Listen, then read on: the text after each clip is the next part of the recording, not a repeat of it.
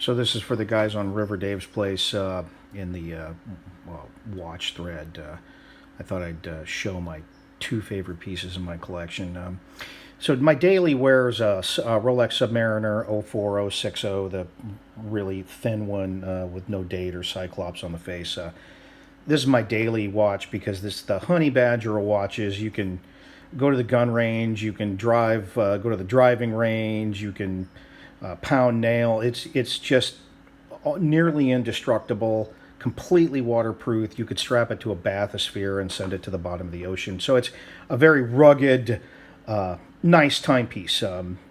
Wears like iron. The bezel is still nearly perfect after let's see, I got it in 2001, so nearly 20 years worth of use. They do get a little scratched up because you wear them, but they polish right back out. It's fantastic watch. The highlight of my collection really are these two pieces from JLC or Jaeger-LeCoultre, depending on how you want to pronounce it.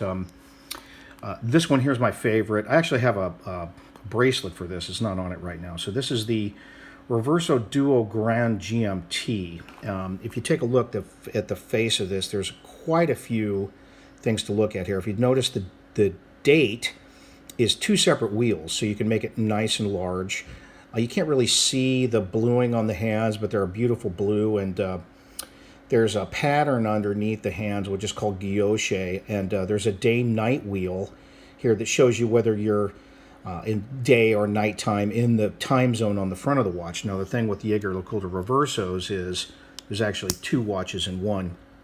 The back side of this watch has several complications as well. So you can go forward or backward into a time zone with a click of the pusher. So when you get off a plane and you're 4 time zones out, it's easy to change that without resetting the watch. In the upper right-hand corner, what you have there is what's a power reserve, and the watch will run for 8 days off one wind. And then, of course, you have the hour and minute hand, and then the lower left, that's offset from GMT. So that's how many hours you're offset forward or back, and then to the right of that, day or night in that second time zone, which is completely independent of day or night, the day or night wheel in the first time zone. So it's a great travel watch.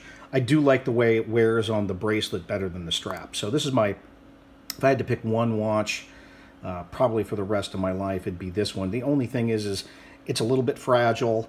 It's not completely waterproof, so I jumped in the shower with it in Amsterdam after a night of hard partying, and I split the band because I got it wet. It comes with an ostrich band, but like I said, I prefer it on the bracelet. This watch here, this is my Jaeger-LeCoultre Reverso Chrono Duo with some pretty cool complications on it as well. It's got the JLC bracelet, which I think is a very nice piece. Superior, actually, to the Rolex bracelet in many ways. So on the front of this, you've got hours, seconds, minutes, a nice pattern under the hands that's engraved into the face, the date, and an indicator here in French of stop and go.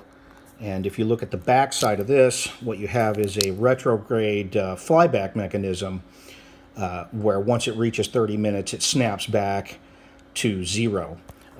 It's 28,800 frequency watts, so it can't quite split the tenths like something like Zenith, like a Zenith El Primero would, but it's good enough for standard racetrack. How close did I get, or where am I at in general? Any kind of manually observed sport, it's definitely good enough for that. So that's my two JLC pieces that I consider the highlight of my modest collection.